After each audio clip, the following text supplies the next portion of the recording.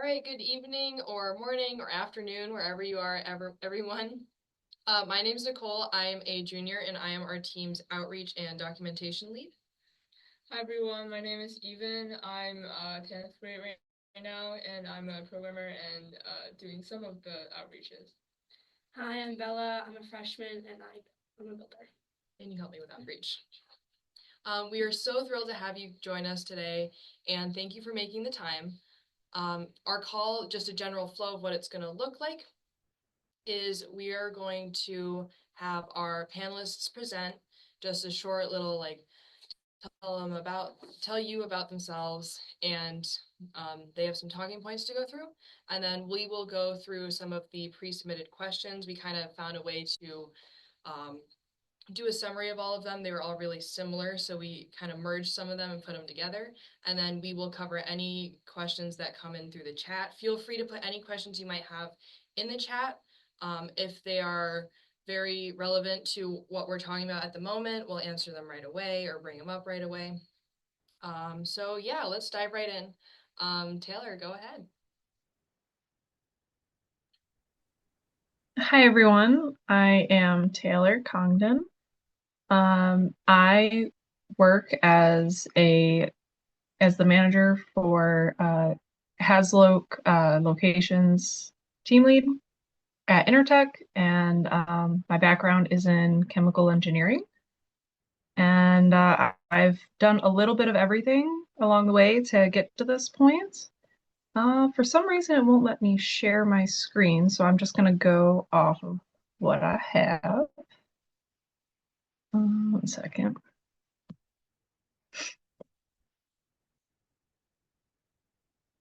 Alrighty. So with my background being in chemical engineering, I've gotten both my bachelor's and master's at UB. And I have worked at everything from application engineering right out of school to I did product development. And that put me in a lot of interesting places, doing a lot of interesting things. And then I've now transitioned to management. But in some of the previous places that I have worked, sexism was definitely something that most of the women there had experienced in one shape, form, or another, myself included. Um, Everything from being looked at constantly to snide comments about the way you dress, the way you look, what you could or couldn't do better, uh, why you shouldn't be there, why your ideas don't matter. Um, but even through all of that, I managed to garner a lot of respect from a lot of the guys that I did work with because although at first they may have not seen me for my abilities, you know, I kind of forced them to see me for my abilities by showing them what I could and couldn't do and not being afraid to ask for help. And I'm actually still fairly close with a few of them, which is weird to think of considering how, you know, our interactions were at the beginning. But I would definitely say some advice for others interested in going into STEM would just be confident in yourself and others will follow suit. Don't be nervous to show others what you're capable of or your ideas because your ideas matter too. And knowledge can be a very powerful thing. And don't be afraid to be a sponge in every situation under the sun. Um, a lot of famous women may not have been recognized for their abilities from the get-go, but as more and more come to light through history, people like Hedy Lamarr, she was mostly known for being a pretty face in Gone with the Wind, but she was a physicist and she developed a lot of really cool things. Or um, Rosalind Franklin, Katherine Johnson, one of the mathematicians who got, first man on the moon. A lot of famous women did a lot of great things, and they tend to go unrecognized. Stephen Kowalski, She actually designed and developed Kevlar, something that people rely on in many professions that kind of goes unnoticed, and she didn't get her recognition for that until about 15 years later. But yeah, open to any and all questions.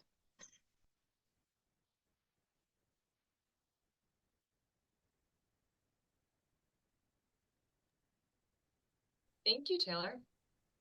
So now we're going to have Kaitlin tell us a little bit about herself. Hi, I'm Caitlin. So I am currently a controls engineer with Corning Incorporated. I work for MT&E, which is their travel division. So I'm based in Corning, New York, and I am on a project down in Hickory, North Carolina right now. And I work as a controls engineer, so I do programming with PLCs, which are like industrial control units. So I do work basically automating machines. So that's what I do. I got interested in engineering because, well, my dad was an engineer. He worked for Corning, so I like knew about Corning growing up. And I only really got like invested in STEM and like really interested in STEM when I was in high school. And I was actually the senior editor of the yearbook over at Notre Dame High School. And so I was out taking pictures at I went to take pictures at the robotics club because one of my jobs was taking pictures. So I wanted to, give them some positive press for our yearbook. And they convinced me to stay. They kidnapped me, not really, but I met a lot of great people there. And at first I was like, oh, I'll just like help them by taking some photos because didn't have somebody like really taking photos for them for like outreach and documentation and stuff like that. So I was like, oh, I'll just help with this like taking pictures for them, sending them to them. And then I got really interested in electrical, and one of the mentors on the team spent a lot of time working one-on-one with me, answered all my questions, and I decided to end up going to college for electrical engineering, and I did a dual major in electrical engineering and computer systems engineering at RPI, um, and just got my bachelor's degree, and then decided to go to work for Corning, which is where like a lot of my mentors had worked themselves. And now I mentor a team down here in Hickory, 6639, the mechanical minds. So that's a little bit about me. Oh, and then sorry, I forgot. That was just the introduction. So, um, so an experience that I've had with sexism is just like definitely like on the project down here, I've had some interactions with a coworker who has said some things about like, oh, like you could be my secretary. And I've definitely gotten a lot of recognition from my organization skills and stuff like that. So it took me a little bit to show people like, oh, I'm not just like somebody that can send emails and like make meetings for you. I have actual technical skills. Um, and one piece of advice that I have for young women that want to go into STEM is to find people that will support you and be your cheerleaders in your career, because those people are very important, especially if you have like a negative experience. Having somebody that you can go to that's not gonna like judge you and like dogpile on that is really important. So definitely like do your best to try and find allies in the workplace, and make people root for you. So that's what I had to say. Yeah, thank you, Caitlin. So since we have a little bit of time, I'm gonna have the three of us talk a little bit about the sexism that we experience on our team. We are currently, for this season, the only three girls on our 15-person team. I'm the oldest. I've I haven't experienced that much in particular. I do documentation and outreach by choice. I started freshman and sophomore year as a programmer, then I started transitioning more into outreach and documentation. However, there will be some instances where we'll be talking about a topic and I'll say something. For example, we were talking about how we were going to set up pits for a competition we hosted. So for all the visiting teams, how are we going to set it up? Right. And I was like, oh, we should set it up in this specific formation. And I kind of got turned down. They were like, I don't really think we should do that. I don't think that's the best idea. And they being the boys. And so then, a couple minutes go by, and one of the guys says the exact same thing that I just said. And everybody was like, oh, that's a great idea. And I was like, I just said that. So I just kind of let it go because it wasn't that big of a deal. I'm curious to hear what you guys have to say. So this year, the freshmen were tasked with building one of the subsystems to a robot. And the freshmen, there's 3 other guys, and then it's me. So sometimes, and the guys were like really close, and they're all friends. So sometimes it was really hard to like get what I wanted to say through because they would want to do what their friends wanted to do, or they would just listen to their friends and they wouldn't really listen to me.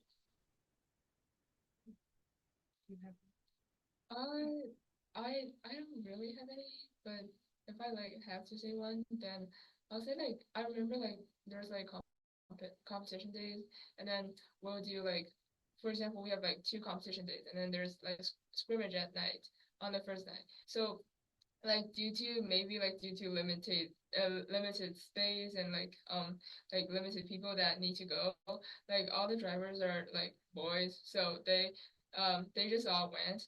But I actually, as a programmer, I really want to go and to see like how the program went. But to I don't know why, like I just didn't go at last. So yeah, that was like kind of one experience. Yeah.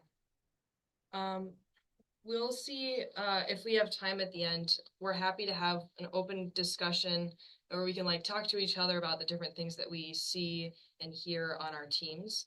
Right now, we're going to dive into some of the questions that you guys have put in through the registration.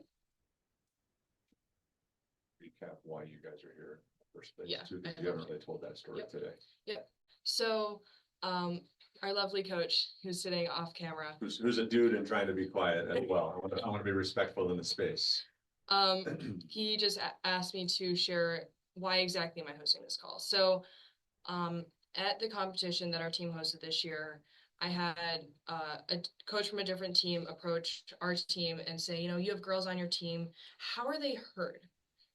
And so I was kind of taken a little bit aback by that question because most of the guys on our team very respectful, like we're all able to get our ideas across. But it turns out the only girl on his probably about 10-person team was being pushed by parents and teammates into documentation and outreach and completely away from the robot. And when I heard that, I was like, well, that's not right, because she really, really wanted to program. And coach was telling me a little bit about how she was programming and how it was actually going really well for her, but nobody was believing in her work. And, that made me and you guys upset. So we went and we found her the next day at the competition. We gave her some emotional support. But it kind of got us thinking, like, what can we do? Because it's a very prevalent issue in FIRST and other fields of STEM, is how can we make sure that other girls and women can feel like they're heard, and what can we do to spread the message that this is something that we need to be aware of and something that we need to actively work to correct and try to just kind of like prevent, because everybody's ideas deserve to be heard. And just being a girl doesn't mean like you don't have as much knowledge as a guy in a technical field.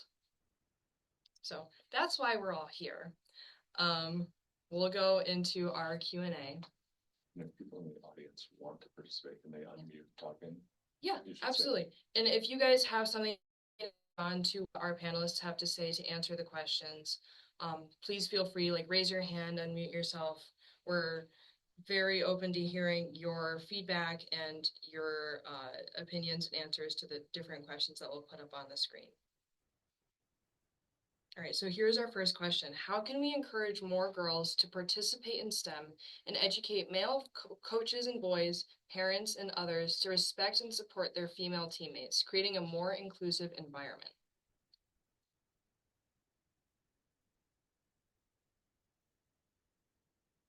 Who did you want that to go to?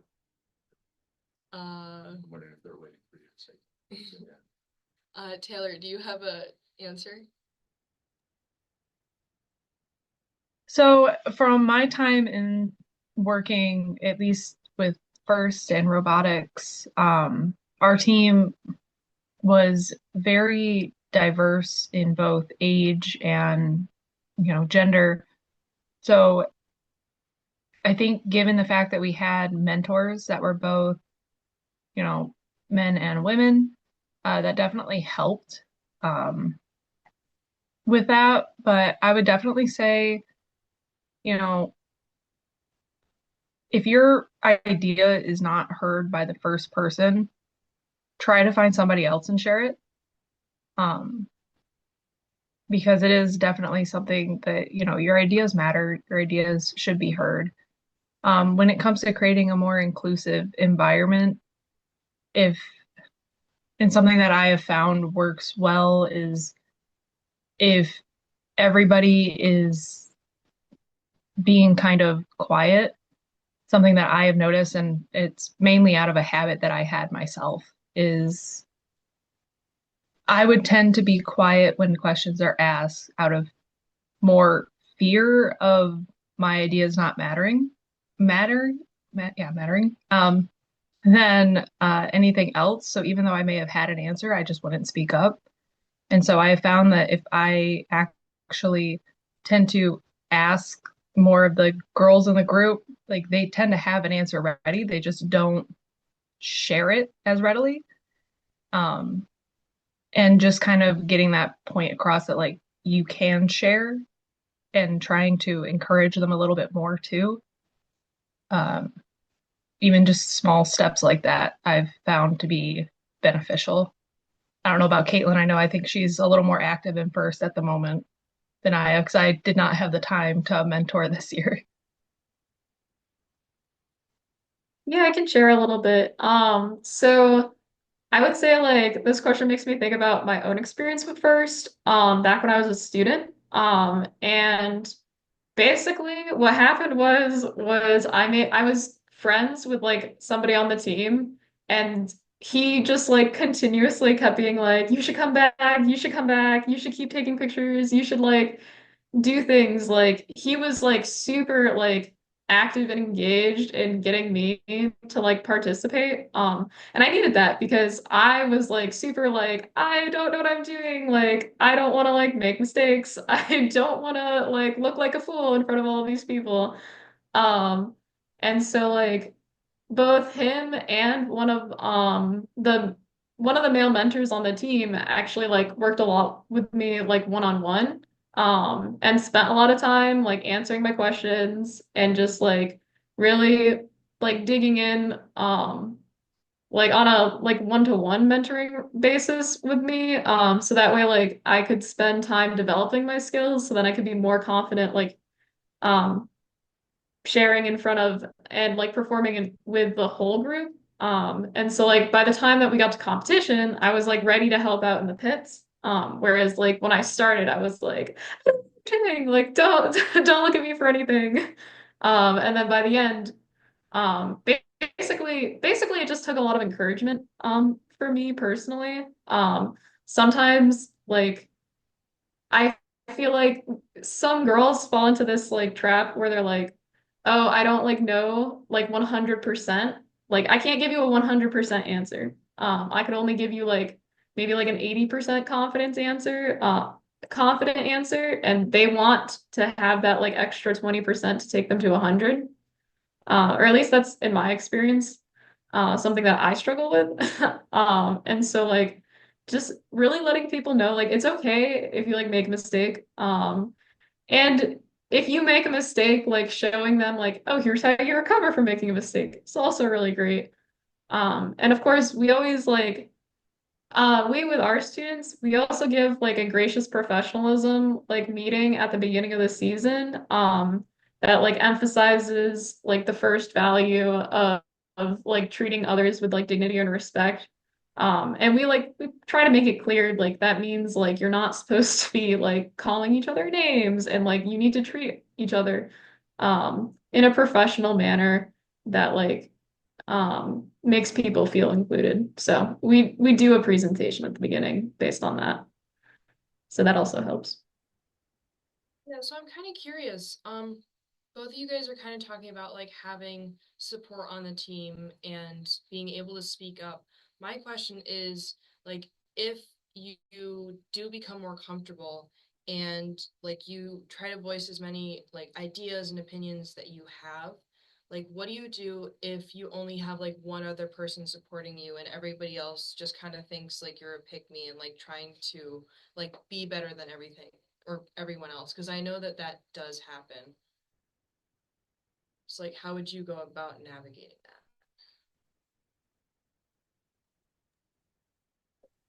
So you mentioned having like one person as like a support.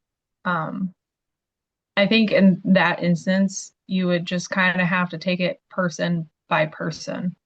You're obviously not going to win over the whole group immediately or maybe even in the long run, but you can through, various actions of helping others, sharing your ideas, just talking to people one on one. I have found that the maybe the mentality of the group is not the same mentality of each individual person when they're by themselves. And if you're able to kind of find a breakthrough with each individual person, and the more people that you can have as allies through that method, it's much easier and feels a little less isolating in the long run and makes it a little easier to not be seen as kind of somebody that's looking for attention by answering everything. So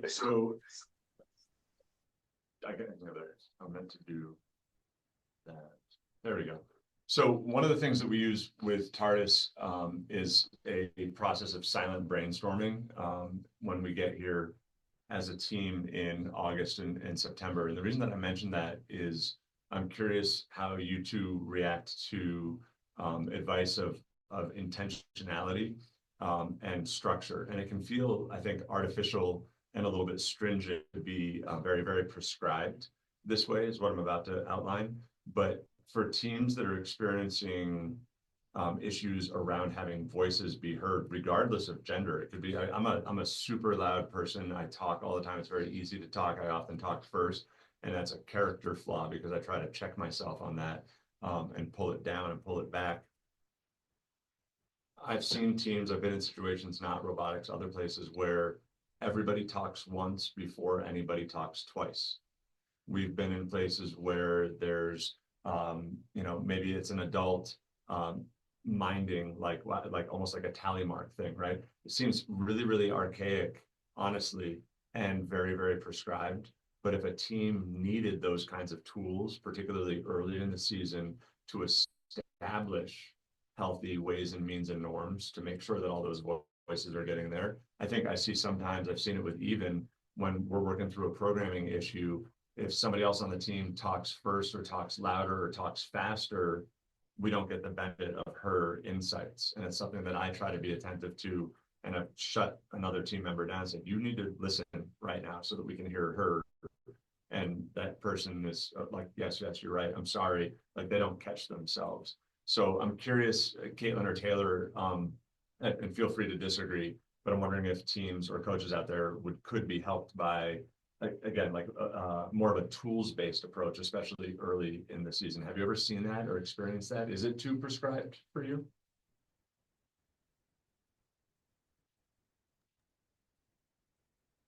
Oh, I would say that like that's not too prescribed for me at all. I think those are like great strategies. I definitely think our team is a little bit more chaotic. We're not always put together. And so some of that prescribed stuff, like the mentors, we have like I think like maybe like 30 kids. And it's only like maybe like five mentors or so, maybe a little bit more. It depends on the night. Like sometimes people are more involved, sometimes people are less involved. So we definitely like struggle with having more prescribed stuff just because of like the ratio of students to mentors like kind of outbeating us by a lot. But I definitely think like I think we've used like the talking stick before, which is like probably one of the most prescribed, and that doesn't usually go over well because it's like, I'm sorry, we're treating you like you're like little kids. But we have been trying to in more recent meetings, we'll do like we need to hear from somebody that hasn't spoken yet for like the next comment and stuff like that. So I do think the prescribed methods work and you should utilize them if you know about them.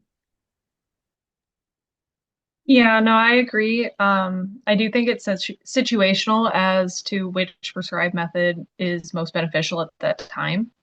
I know even in professional meetings, we've had when new products are being developed, you have brainstorming sessions to figure out what path you want to go on. And so the way that it works, at least the way that we would work it, is everybody would answer through a kind of an idea grabbing portal, and it would keep everybody anonymous.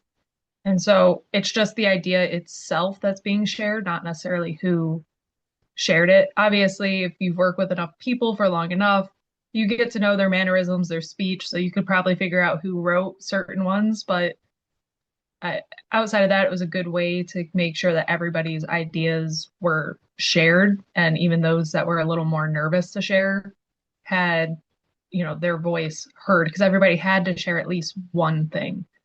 Um, and I talked to various customers from various different backgrounds and companies all the time. And when you're going and talking to people that, some are shy, some are really outgoing, it's hard to get those that are shy to speak up when people are a little more outgoing are usually the first to kind of just jump in and be gung ho about something. So I've found that prescribed methods can work. It's just a matter of what one works best for you and best for your situation. Whether it's a talking stick or asking somebody to speak up that hasn't spoken yet, asking every person to go once before talking again. It's just a matter of what works best.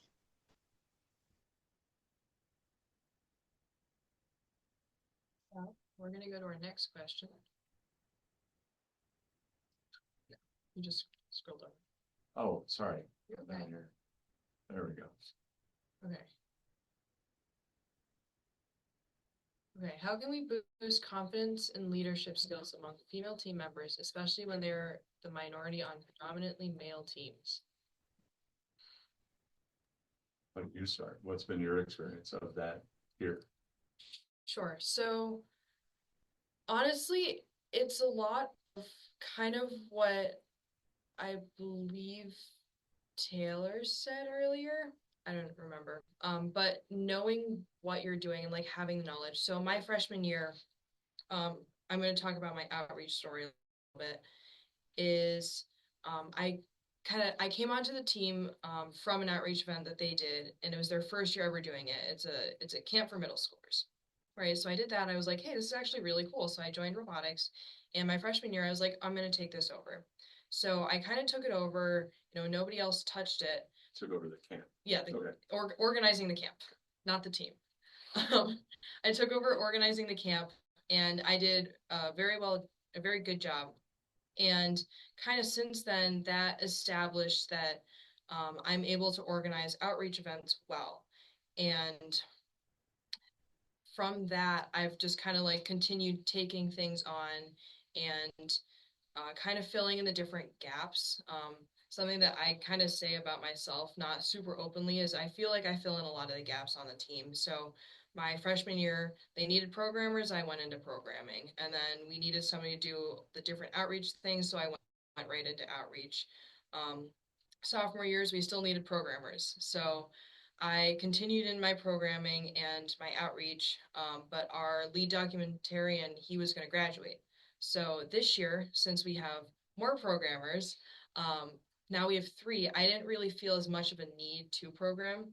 So I kind of went into documentation because there was that gap. So what's the long story short is just kind of trying to find the gaps and finding ways to excel in the things that you're passionate about, and showing people that you are able to do it is really important. Kind of establishing that yes, I know what I'm doing, and I appreciate your help, but I also know what I'm doing. So I'm curious to see if you guys have anything that you would like to add to that. I want to bring Kaitlin back into the chat based on what Nicole said, because I've got the inside skinny on her with TARDIS. Caitlin, you mentioned that having a coach who was unable to take them, you under their wing. Also, I'm reading this question, how can we boost confidence and leadership skills? Like making sure that any new student, but particularly girls, have a place to land. It happens at your junior level in outreach. That's me for you, yeah. Right? But knowing that, and again, to tailor the intentionality, talking stick, whatever, another intention thing that teams coaches can do is make sure that those kids have an adult to tune into while that's getting established. Because I feel like landing on that rather than just throwing you in the pool with all these senior boys, those are two very different outcomes. I'm not sure, Kaitlin or Taylor, if you want to react to that at all. Yeah, I mean, what I was going to say is that I think this one definitely falls on the mentors and the coaches. Obviously, if you don't have that with your mentor, your coach, to kind of find that in somebody else that's on the team, maybe somebody that is a senior on the team if you're a freshman, um, or even, if you are the senior on the team, trying to be that for somebody else. But I do think this one definitely falls in the coach's laps to help facilitate being that go-to person, that uh, champion for somebody on the team to excel and feel comfortable enough to grow and develop their skill set and share that with the team.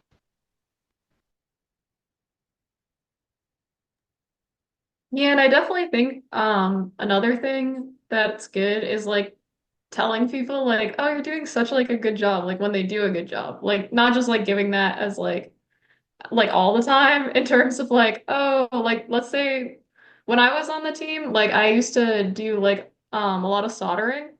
And like my mentor would tell me like, oh, like that one doesn't look so great, do it again. Or like, oh, this one looks really good, like great job. Or and so like telling them like telling your students like and like basically like giving vocalizing that they did good things when they did do good things is definitely a way that I feel like you could it's an easy way to boost confidence, but I feel like we tend to forget about it because it's like, oh, they just did the thing that I told them to do. That's not like spectacular, but for them it might be their first time ever like doing that thing, so it is spectacular.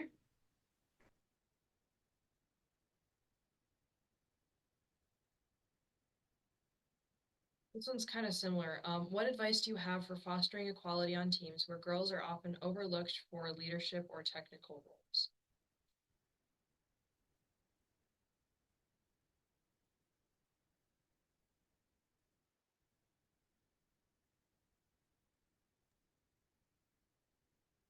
I guess I would say for that one, is if you, so like Nicole yourself, you have been in a lot of various roles on the team, um, and being a senior on the team, if you're put in that position of being an option for a technical role or a leadership role, kind of taking somebody else on the team with you to help give them that opportunity that they may not have. Um, but you did mention before that there are some teams that don't have as many girls on the team. So that's harder, definitely, to have that sort of opportunity and chance. I would say for a mostly male-filled team, if you aren't able to find that sort of a relationship with somebody on the team where you can have a mentor with a senior member on the team, I would recommend talking to your coach and telling them like, hey, I have, X, Y, and Z skills. I'm really, really good at, say, soldering, like Kaitlin said. I'd like a chance to be a part of doing something more technical or more hands-on with the robot or with the team. Can I just show you my skills next time, like our next practice or our next meetup and meeting, and kind of have that opportunity. Yeah, so we had a question coming through chat. How do you help girls on a predominantly male team not feel behind um, their other team members in terms of knowledge? Julia, that was a good question. Yeah, something that I do is that I try to like reassure my students that they are because like I teach Java, and so like they haven't like a lot of them like come in without like programming experience. So like I try to like reassure them that like it's okay, like you're just starting, like you don't need to like compare yourself, because like I have the situation that is going on for me right now is I have like I have two, I think, freshman boys, one girl that's a junior, and then one senior boy, that's gonna graduate this year. And he's like really, really experienced with programming. Like he basically like learned how to program when he was in elementary school. So he's like kind of like leagues ahead already. And so that actually kind of helps, just reminding them like, hey, he started like when he was like 8, like programming. So like obviously you're not going to be in the same place right now. And I think that the students kind of really understand that because it is such like an extreme gap between them. Um, Otherwise, like, yeah, sometimes like acknowledging the gap is there because sometimes like you do have a different skill level and it is very noticeable. So like not just being like, oh well, like you're also really good, but just being honest, like it's okay, like you're not like achieving everything else that this other student is. But like we're gonna work so that you can get to that point. And making it more about the progress than like the current destination, I guess, is what I would say. Um, oh, and I was gonna also like say something about the question currently on the screen, which is that like our team right now is kind of like struggling with this question. Um, not specifically with not specific to like the girls on the team, but more specific to the team as a whole. We're struggling with how we're structuring our leadership. And we're kind of like in year 2 of trying different things with student leadership and how students are elected, and how like basically whether or not we should have like the mentors select who's in leadership or the students vote on who's in leadership, or both, like kind of working together on that. So I think it's definitely like one of those things where the mentors on the team need to have, and we've been in conversations about how do we make this like a more equitable process? How do we make it feel like the students are engaged in this process while we don't overlook students who are doing a really good job, but maybe they're not the most popular member on the team. So I think we've basically just been having continual discussions with the mentors, as a way to like look at this question, which is not like a nice, easy answer. So it's definitely hard, and we've tried different things. So that's what I had to say. I guess I would also add that it's not, don't think of the robotics and being part of FIRST as the only place to get those skills. You can get them with various other activities. So for me, soldering was never my strong suit, but I take stained glass artwork classes, and soldering's a big part of it. And I've been able to fine tune that skill set. And that's also helped me with building my welding skill set. You know, it's not always necessarily about being able to do one thing, but how you can apply other things that you know and other experiences you've had to help uh, facilitate that and help show that, like, okay, I may not have done programming in this language, but I do have programming skills in another language, and how can I take that and apply it to the team? Um, but I think that's also another way to kind of help with uh, showing that you do have some technical skills that can help with technical leadership roles.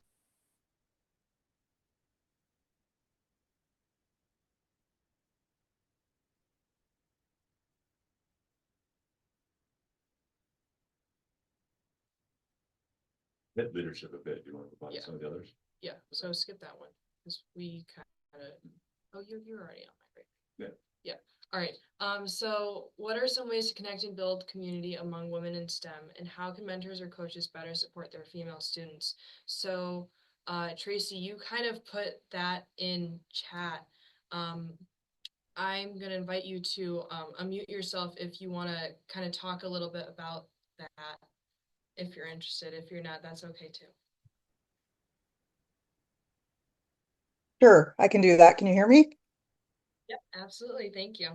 Okay, thanks for inviting me to speak. So I'm a new teacher mentor for our team 4039 in Hamilton, Ontario.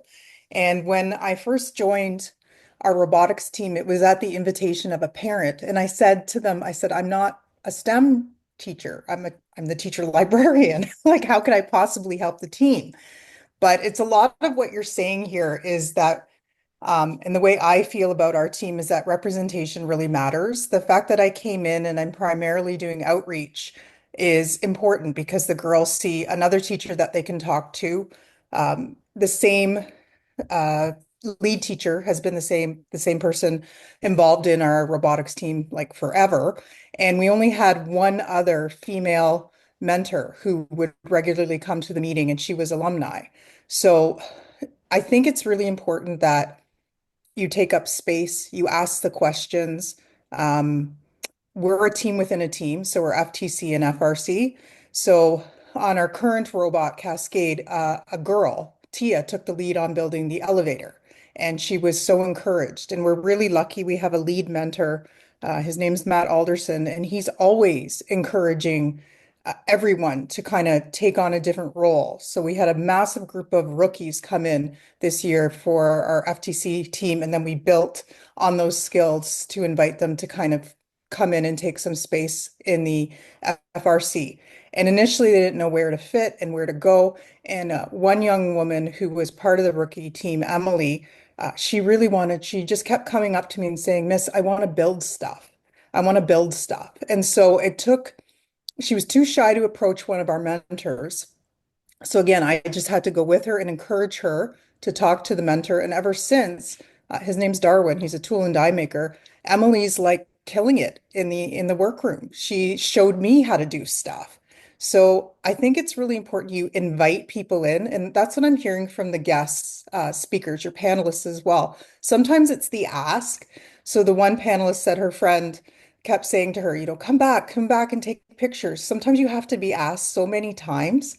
And that's the important part, inviting somebody in, creating a welcoming space, and having those mentors who aren't afraid to speak up and encourage the young women to get involved. Be a driver on the team.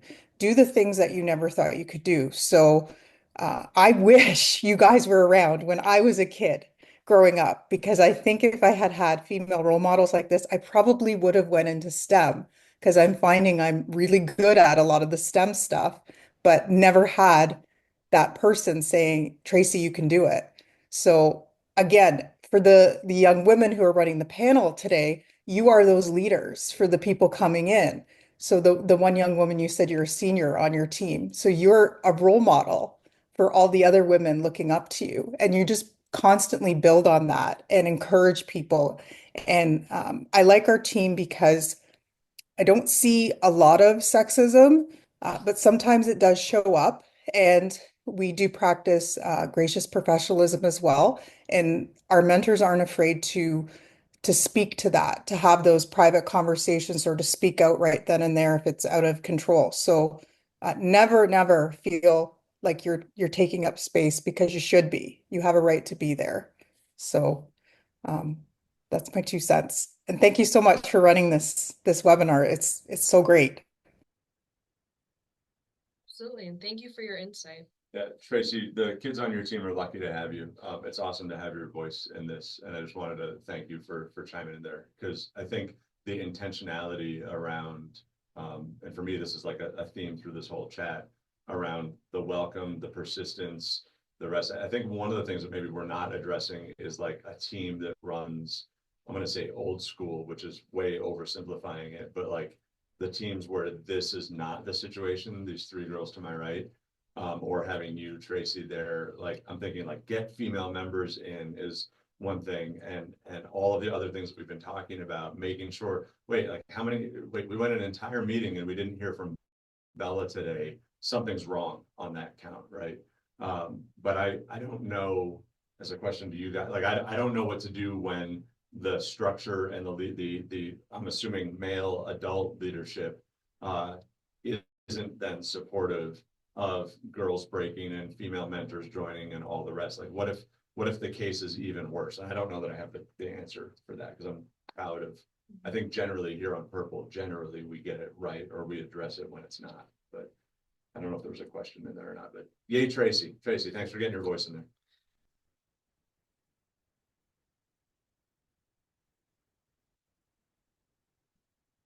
Next question.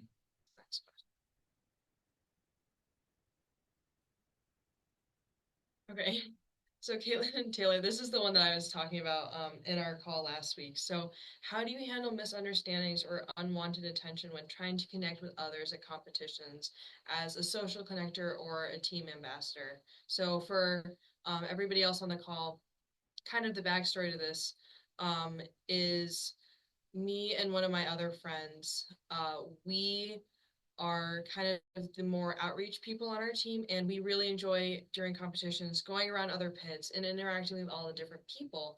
But a lot of the times, because at least in our area, first is very like male or predominated. There's a lot of guys. We'll just leave it there. There's a lot of guys. It kind of looks like we're trying to go and like flirt and like, you know, get somebody's number, but like really we just want to learn about their season. So this is kind of asking like, how do we navigate that, and how do we just kind of like try to make it so it doesn't seem like we're just going to flirt, and that like we're actually legit and wanting to learn about their season. So yeah, I've spent some time thinking about this one.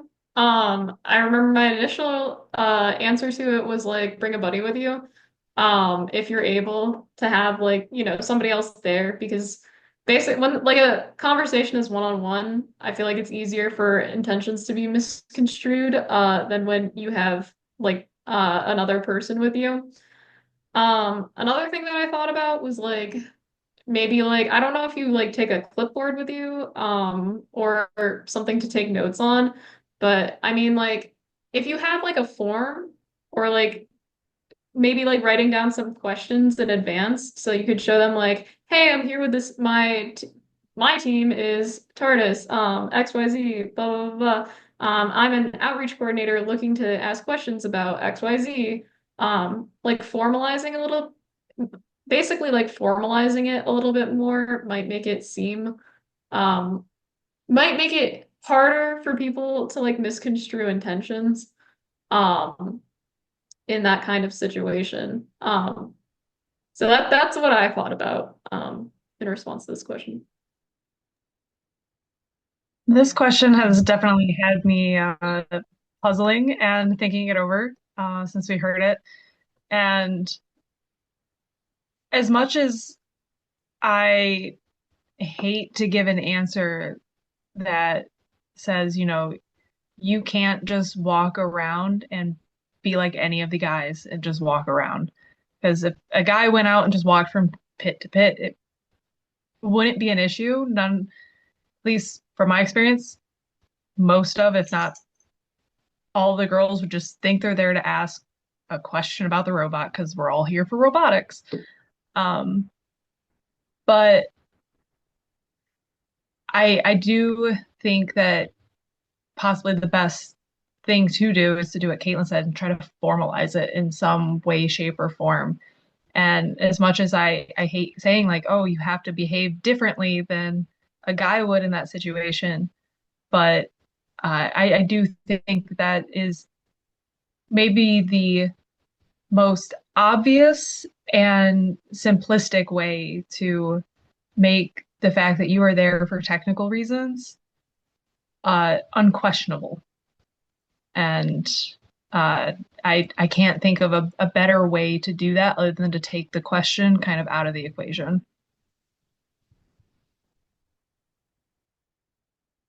That makes a lot of sense. And Kaitlin, that was a really good answer. I want to ask you guys a question. Yeah. So I'm sitting here as dad and coach, and I'm like, wait a second, that happens, right? Like, right. And this is I'm a white 46-year-old dad dude coach, and a complete blind spot on this. I'm like, of course we're here to talk about the robot. And for the other kids on the call and stuff, like I feel this obligation to say, like, and I've also I'm a game announcer and MC and in the core volunteers of most of our meets. Like, if you're ever made to feel unsafe, or somebody crosses the line, or something feels squishy, or whatever, however you want to characterize that, like, it's so important that you also then, if you're the best gauges of this for yourself, but like, if you need to tell a trusted adult that some kid from 9999 just crossed the line, like, I hope that you would feel like you could speak up too. And I just like that I'm frustrated and angry on behalf of my team members right now. And Kaitlin and Taylor, to your professionalism, like, I'm wondering if in the work environment you've had to be like, whoa, you just crossed the line, buddy. Let's regauge here. I'm here for this, not this. Are you ready to move on? Like, do you address that yourselves proactively to reestablish the boundaries of that, or have you had to come back to it later? There's a question in there of, like, I want to say, speaking up for yourself or any of the rest. And I also, for you three, like, have you had to remove yourselves from a situation or call in backup or avoid another pit? Like, I've got questions here because this is so far beyond my experience that I didn't know that this is something that you guys deal with. Yeah, I don't know. I think first I want to say I'm really glad that you're questioning it and or have the curiosity about it, because I think more people should. And I like that you are willing to be that sort of space to go to for your team. And obviously for, I'm going to assume, others that are not part of your team too, just to be that person that anybody can go to. I would definitely say in the workplace and throughout college, even just needing to have that sort of safe space has come up, I think, across the board. I don't know if it's the same for Kaitlin, but it has for me, where people that I worked with in the office, they crossed the line. And I will say, when I was newer in my career and, obviously younger in college, I was a little more nervous to speak up and speak for myself. I would find somebody that I could trust, that I could go to just talk about what happened, how I felt, just feeling heard. But as I have gotten further in my career, I have definitely learned ways and how to advocate for myself and speak up and be like, yeah, no, that what you said is not cool. We're gonna move past this. But even if they cross the line, like, I have gotten to the point where I'm like, I'm gonna sit here, I'm gonna wait for you to apologize because what you said was very uncalled for. And then we can move on. There have been instances in which that needs to happen. And I think the big thing is just getting to that point where you're comfortable with yourself and where you are, that you can speak up for yourself in that way to let somebody know they crossed the line. And I think that's something that not enough girls get early on. They have to learn that themselves and develop that themselves sometimes. And I think it's great that you have that environment where, they do feel comfortable and they can speak up from the get-go.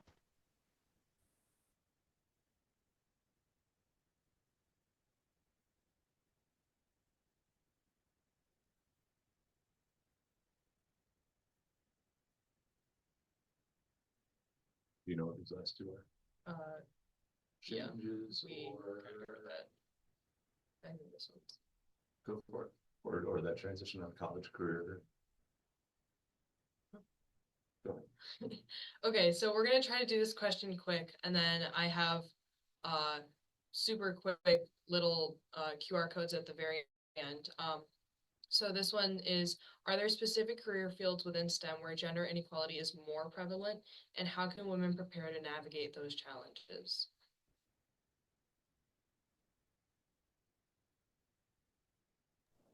I would say there's definitely specific career fields where like the ratio is like different. So like I remember when I was a freshman in at RPI, like they told us some like some statistics about like our class.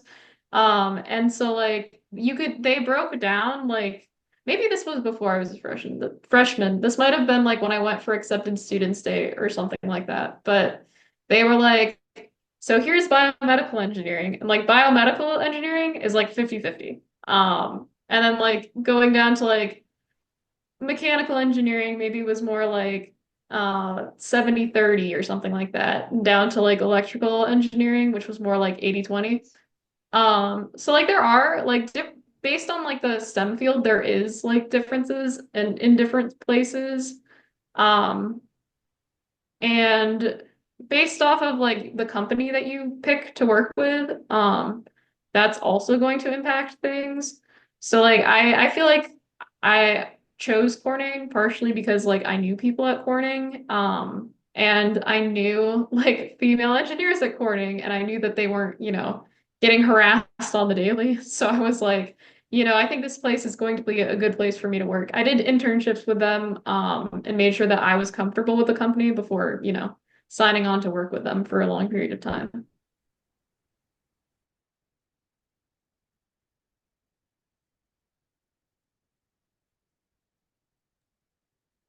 Yeah, I would definitely say, at least because my background is chemical engineering, in school, it was definitely pretty well balanced. I've noticed that, although civil is becoming a little more balanced, when I first started out, it wasn't as, it was more of a male dominated department.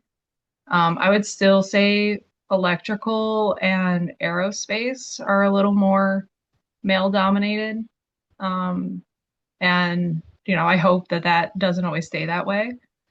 Uh, but even like in professionally, I have noticed that if you go into like process engineering where you're going to be working in a plant, that's very few women, very, very few women. And, but I used to work in R&D, and that's honestly, we had a pretty solid team of women there, and ideas were flowing back and forth. Everybody there, both men and women, were very welcoming and very open-minded. Um, but when you got to the plant, it was like walking into the Twilight Zone. It was very different environment, very different feeling when you walked in the door. So I would definitely say, internships are very important. Getting to know various companies, go to their open houses, get to know them at like meet and greet events so that you can get a better idea of what suits not only your interests, but your comfort level. Strikes me when we've taken you all out on outreach to plants. I was thinking about going to a DAF Tech back in September, and the ladies are out front at the desks, greeting, reception, secretary, accounts billable, and in the back in the warehouse, all the dudes with their greasy black hands and their gears and their sprockets and their CNCs, and not a woman to be seen anywhere. And I think that's a pattern that we see a lot, unfortunately. Yeah. So we're gonna put up two QR codes here. I'm gonna ask our attendees to please fill out the feedback form. If you're calling in on your phone, I'd appreciate if you just like took a screenshot and fill it out later. Email the link too. Yeah, I can email it too. That way, we know if we're gonna host another call on this topic, what can we improve?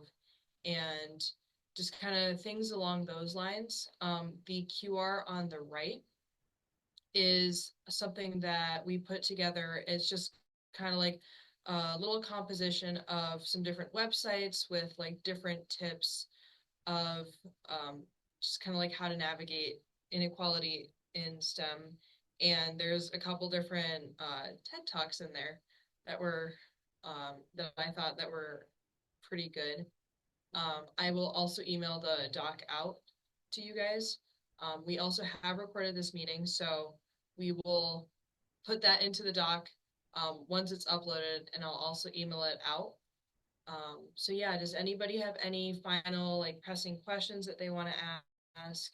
Anything that you're still curious about or that we haven't covered that you want to try to cover really quick? Just like raise your hand, unmute yourself, put it in the chat.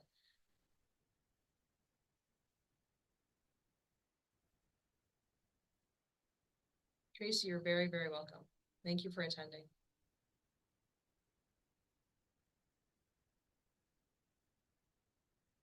Kaitlin, Taylor, would it be okay for Nicole to share your contact information out to teams if they wanted to check in with you or some of the girls wanted to reach out?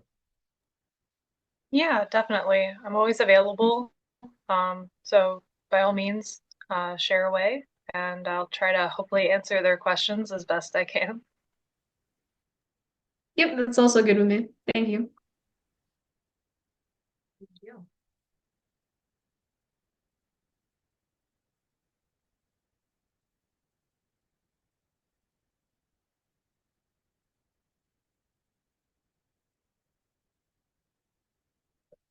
So the video, the NBH person who came in, they could look at the video after the fact. Yeah. And just out of curiosity, I know we have a few people on right now. How many of you are coaches or mentors on the team versus members on the team?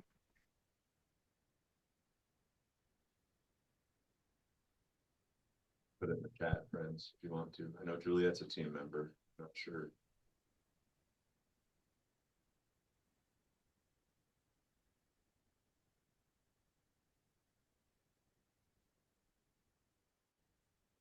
Awesome. But I love definitely some so many people that join that were coaches or mentors because I think that it's great that, you know, you guys can be the most impactful and be kind of the champions for your team and spread this to your team so that they do feel more comfortable and uh, hopefully you see as much growth and kind of spark in their eye as I have when I've been a mentor and tried to implement some of these ideas with them.